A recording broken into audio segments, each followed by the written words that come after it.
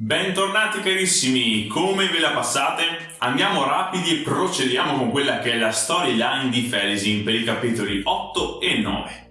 Don't worry, non farò spoiler sui capitoli e sui libri successivi. Ero incerto sul titolo da dare a questo video, avevo pensato alla Silanda, ma alla fine ho optato per i canali perché in questo episodio ne parliamo abbondantemente. E no, non sto parlando di quei de Venezia. Pronti? Iscrivetevi al canale, via!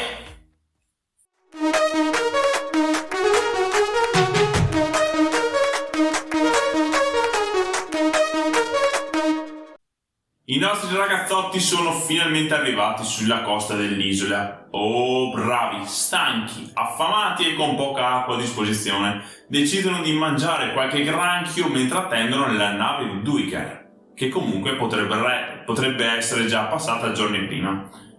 In effetti sono molto in ritardo rispetto all'appuntamento. Si nota subito che Eboric ha qualcosa di strano, sembra rigenerato da una forza d'animo e un'energia che non gli appartengono. Qui c'è lo zampino di Fener, anche perché la pelle gli è diventata completamente nera. Vi siete accorti che l'ex sacerdote ora risulta più divertente e più gentile? Ah, il cinghiale dell'estate e i suoi miracoli. Felisin pensa bene di fare sesso con Bodin, con la scusa che potrebbero morire lì su quella costa. Sì, si concede il criminale con uno scopo ben preciso: aspettare che si addormenti per ucciderlo. Lo odia con tutta se stessa per aver lasciato morire Beneth e per questo vuole vendicarsi a ogni costo. Peccato però che Bodin sia molto più sveglio di quanto si pensi. Aveva notato l'assenza di uno dei suoi pugnali, perciò dopo l'amplesso ha sventato il tentativo di assassinio della ragazzina. L'omone ammette di aver ucciso con le proprie mani Beneth e soprattutto di star fingendo riguardo alla sua identità. Felisin si arrende alla forza di Bodin e si rende conto che lui ha approfittato della sua ingenuità per approfittarsi di lei, ben conoscendo le sue vere intenzioni. Ora, perché Bodin ha ucciso Beneth? Per vendicare Felisin? È l'unica risposta che mi viene in mente, dato che stavano fuggendo. La ragazza non l'avrebbe mai più visto, non sarebbe più stata in pericolo a causa di Beneth. Ha quindi avuto pietà di lei? Se sì, per quale motivo entra nella tenda con Felisin e la usa in quel modo? Sono confuso. Qualche ora dopo succede un fatto piuttosto curioso. Lampi di magia si scatenano dal mare in ogni direzione, puntando i tre viaggiatori sfiniti. Eboric si frappone fra l'onda e i suoi compagni, facendosi colpire in pieno e affermando che è stato l'Otatral a permetterglielo. Un'imbarcazione appare all'improvviso con la vela in fiamme e in evidente difficoltà. Una volta sbarcati chiedono il loro aiuto. Piccola precisazione: i 4 marinai che scendono dalla nave sono Kalp, il mago del settimo, Gessler, Stormy e Truth. In poche parole, la barca di Kulp, non appena si è avvicinata alla costa, ha cominciato a subire attacchi magici molto potenti e indiscriminati. Un mago impazzito a causa del lavoro nelle miniere li ha presi di mira e ha cominciato a bombardarli di incantesimi senza sosta. La tempesta si è fermata solo una volta incontrato Eboric. I marinai danno da bere agli assetati e Kulp ha modo di prendere aria e accedendo al suo canale, no? Facendo questo però riesce a vedere le mani di Eboric. Voi direte: cosa? Come? Ma che cazzo? Sì! Le mani di Eboric esistono in un canale, o meglio, una tiene stretto lo stesso Fener, mentre l'altra appare contesa tra il rosso Tatra e il verde Giada.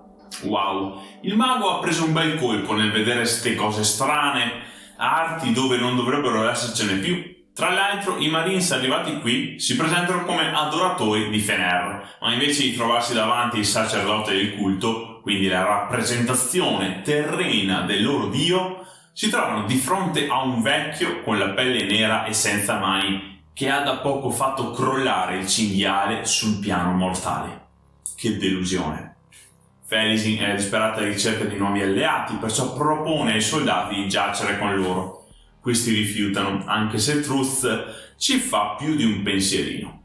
È molto triste realizzare che la giovane Paran è ormai caduta in basso e non fa alcuno sforzo per risalire. per rialzarsi e tornare a essere quella che era un tempo. Si è arresa alle condizioni di prostituta e anzi vuole mantenere quello status. Non è interessata neanche a migliorarlo perché lo considera migliore di altri. Cambiando argomento, mentre stanno per partire con la barca mezza rotta, Culp spiega che la sua speranza è che la presenza di Eboric e dello Tatar che lo pervade allontanino le attenzioni del mago pazzo dalla loro imbarcazione.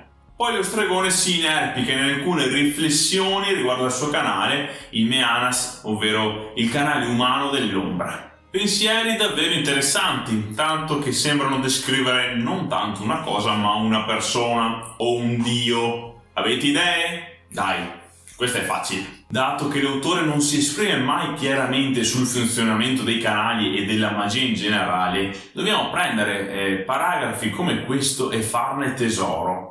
Il fatto che neanche i maghi conoscano appieno la magia e il suo funzionamento ci dice che Erickson non ha intenzione di scendere in questi particolari, ritenendoli inutili o comunque di distrazione rispetto alla storia che ci vuole raccontare.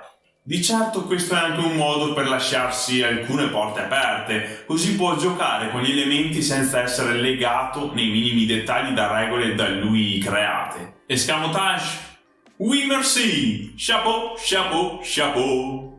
Quindi per cortesia smettiamola di voler sapere a ogni costo come funziona tutto quanto. Nessuno lo sa, neanche i maghi stessi. Perché dovremmo saperlo noi? Ah! Il gruppo sale sulla nave e si avventura per mare, ma pochissimo tempo dopo il mago pazzo torna all'attacco. Fulmini, saette e chi più ne ha più ne metta e sbam! Ecco che tutto quel potere ha fatto scattare un interruttore e si è aperto un portale. I nostri eroi sono finiti in un canale. Oh yes! Allora ho sorvolato sullo scontro magico tra il pazzoide e Culp, ma il risultato è che la nave è messa malissimo e gli uomini che ci stanno sopra non se la passano molto bene. Per loro immensa fortuna non devono morire annegati. Proprio davanti a loro, all'interno del canale nel quale si sono ritrovati, è ferma una bella nave nera con 3 alberi e 2 file di remi. La Silanda. La raggiungono a nuoto. L'esplorazione della nave avviene tramite una scena molto particolare che oscilla tra il macabro e il ridicolo. Gessler e Stormy sono veterani che hanno già visto tanto e soprattutto lo hanno fatto insieme. Si nota quindi una certa complicità e sintonia tra i due, permeata da un'ironia che spiazza il mago del settimo. Al contrario, Culp è allarmato da ciò che scoprono e per nulla divertito. La loro ricerca li porta a trovare decine di rematori decapitati e le loro teste ancora perfettamente conservate sul ponte. Rileggere la sequenza mi ha molto divertito. Ancora una volta l'umorismo di Erickson emerge di prepotenza e ci fa sorridere assieme a lui. Nella cabina del capitano gli unici cadaveri. Come Jessica Fletcher, Eboric li esamina. Sono molto simili ai Tistandini. Sono alti come loro ma hanno la pelle grigia e non nera, i capelli castani e non argentei o neri. Gli abiti sono rozzi e selvaggi, come pure gli accessori, feticci di ossa e conchiglie. Si tratta di Tistedur, cugini degli Andì e derivanti dall'unione di madre oscurità con la luce. L'ex sacerdote ha letto qualcosa in proposito nella Follia di Gothos, il libro più antico che si conosca. Altra informazione importante, questo Gothos è un Yagut. Presente il tiranno che ha messo in difficoltà ben 5 draghi fuori da Rushistan? Esatto, è della stessa specie. Un dettaglio interessante, la mappa sul tavolo del capitano raffigura un continente completamente sconosciuto, cosa che a Culp fa pensare che le affermazioni di dominio dell'impero siano patetiche. Come dargli torto? Recuperato il fischietto che fa muovere e lavorare i rematori decapitati, la truppa si mette immediatamente in marcia. Sembra che il mago pazzo, dalla quale cercavano di scappare, li abbia seguiti fin lì. Gessler fischia e la nave comincia a muoversi in un'atmosfera horror. Immaginate le teste sul ponte che aprono gli occhi e si guardano attorno mentre le loro braccia muovono i lunghi remi al ritmo del tamburo. Inquietante, eh? Adoro questa scena, meravigliosa. Il paragrafo si conclude con Ferisin che guarda Truth e lo invidia per la sua innocenza. una virtù che per lei ormai è completamente persa, quasi dimenticata. La ragazza desidera ardentemente la morte e prima della morte la vendetta. Passiamo al capitolo successivo, il 9, ma non dobbiamo neanche spostarci di un passo perché l'ambientazione è la stessa. Siamo sempre sulla Islanda, in fuga da una tempesta provocata dal pazzo mago alle loro calcagna. Un'onda di limo raggiunge il ponte della nave e da qui 2 considerazioni. La prima è che l'acqua di quel mare è piena di terra e foglie marce. Perciò, proprio come Eboric suggerisce, quello che stanno navigando è un territorio che è stato inondato recentemente. Sotto pochi metri di acqua c'è terra, non si trovano in mare aperto e già qua potremo farci molte domande. Ricordo che siamo in un canale e ora scopriamo che è pure inondato. Siete curiosi, eh? La seconda cosa è che da quel limo appaiono dei tlanimas. Che forte! Ripasso veloce, i tlanimas possono viaggiare in forma di polvere anche sull'acqua, per poi tornare in forma fisica solo sul terreno o sulle tavole di una nave, ben inteso. Tac!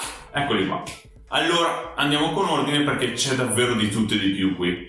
Questi Logros tlanimas sono guidati da una divinatrice che si chiama Hentos Ilm. Si trovano lì perché sono a caccia dei Tistedor e di altri individui delle loro specie, traditori che però ora sono già fuggiti. Hentos immagina che Gessler e gli altri siano seguaci dell'incatenato, proprio come coloro che stanno inseguendo. Appuntatevi questo nome, l'incatenato, e cominciate a familiarizzare con la terminologia, vi sarà utile. Scopriamo che il canale in cui si trovano è Curald Emurlan, il canale degli Edur. Si tratta di un sentiero antico di cui Meanas è il figlio, la derivazione accessibile agli umani. Inoltre ci viene detto che prima di Ammanas e Cotillon a governare Emurlan erano gli Edur. Vi gira la testa? È solo l'inizio. Ora, c'è una ferita nel cielo, un portale che deve essere assolutamente chiuso e i tlanimas lo sanno. Le ferite aperte tra i canali sono molto pericolose perché indeboliscono tutto il sistema magico. Legana Brid si offre volontario per chiudere quel portale, essendo senza clan e quindi senza legami. Ma prima consegna la sua spada di pietra a Stormy e raccoglie di nascosto dal ponte una delle teste mozzate. L'impressione è che Limas utilizzi l'anima legata alla testa per chiudere la ferita, evitando di farlo in prima persona, il che avrebbe significato un'eternità di dolore, sofferenza e sacrificio.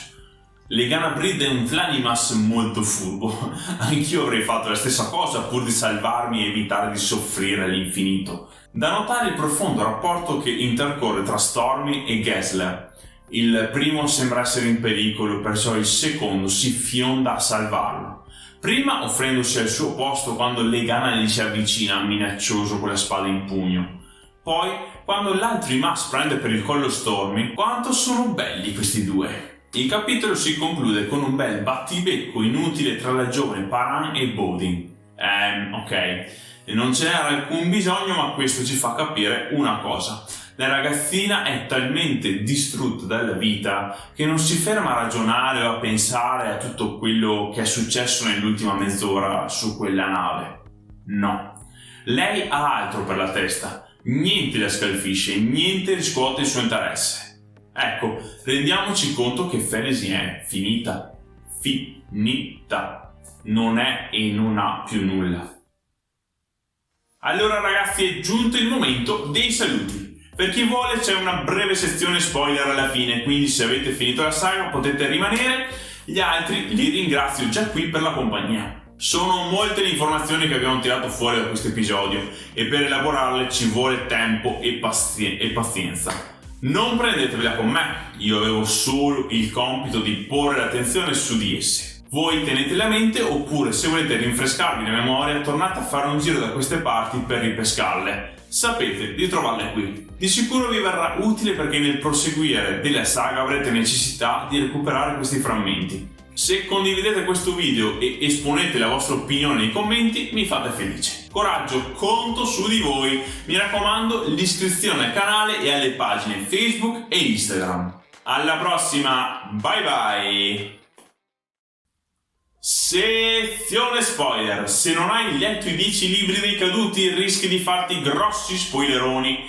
Io ti ho avvertito, poi vedi tu. A casa mia si dice: chi è causa del suo male, pianga se stesso. Via veloci che devo mettere sulla pasta. Eboric sente Felisin dire qualcosa a Bodin di un artiglio nascosto nel suo zaino. Il vecchio capisce che Bodin è una grinfia e che si è sempre trovato alle spalle della ragazza per proteggerla. Ottimo lavoro, Bodin. La Silanda. Il capitano è Binadas, mandato lì nel nascente per trovare Trull, senza che Rulad ne sappia niente. La mappa sul suo tavolo secondo me raffigura il continente di Lether, la patria dei Tistetur. In ogni caso vi rimando al video numero 6 de Il viaggio di Carsa, che si intitola appunto La Silanda, perché già lì ho approfondito abbondantemente l'argomento, spaziando qua e là tra i romanzi. Se mi ricordo lo metto in descrizione, in attesa di fare un video totale tombale sulla storia di questo misterioso dromone. Infine volevo farvi notare una cosa. Il luogo in cui Eboric e compagnia si trovano prima di accedere al nascente non vi sembra molto vicino al luogo in cui Karsa e Thorvald arrivano dopo essere stati nel medesimo canale? Siamo lì, chilometro più, chilometro meno. Cosa significa? Beh, il canale si sovrappone al mondo reale e probabilmente in quel punto è più debole, più sottile, ed è quindi più facile accedervi e spostarsi da una parte all'altra. E voi ci avete fatto caso? Anche questo è il podcast Malatan dei Caduti.